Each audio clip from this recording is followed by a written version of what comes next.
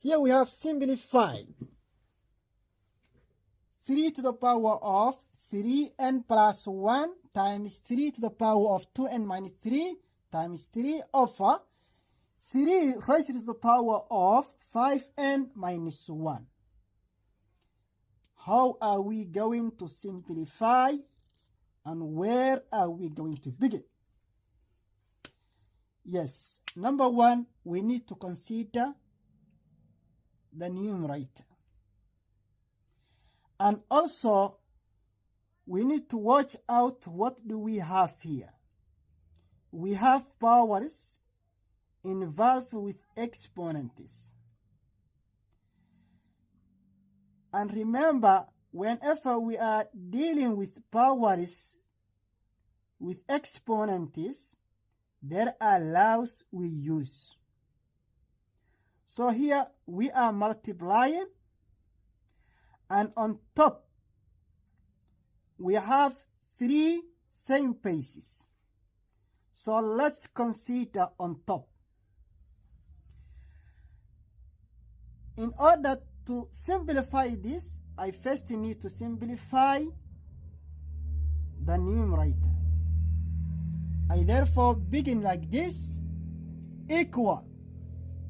Which law should I use in order to simplify the numerator? I will use law 1. Law 1 says that if you have powers multiplied and they have the same base, because we have 3 powers and we have 3 bases which are equal. Base 1, base 2, base 3.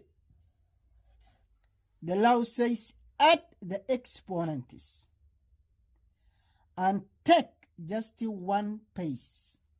Therefore, this is equals 3 raised to the power of 3n plus 1 plus add this exponent. Ignore the base. Plus 2n minus 3. Here we have got just 3. There is no exponents. But remember, this is 3 that's raised to 1. Because there is a goes to 1 which we don't normally write it. We therefore say plus 1. Over, bring it down your denominator, which is 3 raised to the power of 5n minus 1.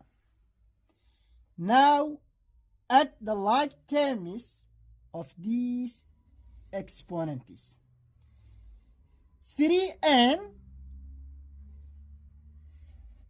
and 2n are like terms.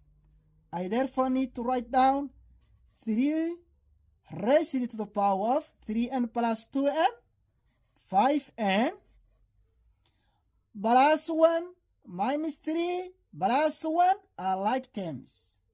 So if I add 1 to 1 is 2. If I add 2 to minus 3, this will give me minus 1. Over 3 to the power of 5n minus 1. Now you simplify on top. So you have just 1 power which is divided. So now you need to remember you have powers with exponents. You are dividing. Can we apply the laws? Yes. We can apply the laws of exponents, and we're gonna apply law 2. Law 2. Law 2 says that if you divide with 2 powers with the same base, we see here and here we see, and we are dividing, subtract the exponents. this exponent must be subtracted from this exponent. We therefore say this equals, and just take 1 power, 1 base, 3, especially on top one, 5n minus 1. I need to subtract this from this, minus. Remember, always when you take this to put in bracket, it's more safer. 5n minus 1. Now work out and add your and subtract your exponents. This equals 3 to the power of 5n minus 1. Get rid of the bracket by multiplying this negative each term inside the bracket, minus 1, because here we have got 1 which is goes to 1. Minus 1 times 5n gonna give you 5n minus 1 times minus 1 gonna give you plus 1. Now collect like terms. I have got 5n and I have got minus 5n. This is gives me just 0. Here I have got minus 1 and here I got plus 1, and this gives me 0. I therefore get final answer of 3 raised to the power of 0. What is your final answer?